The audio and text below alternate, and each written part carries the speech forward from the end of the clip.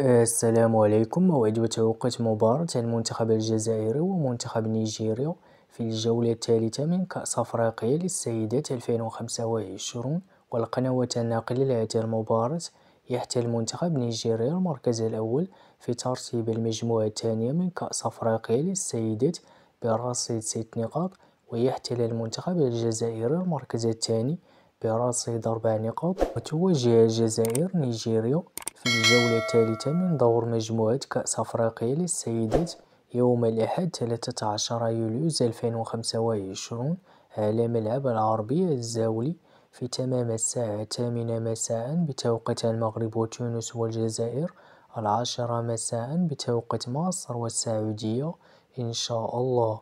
ومن المرتقب نقل هذه المباراة على قناة الرياضية TNT وعلى قناة بين سبورت /DI5.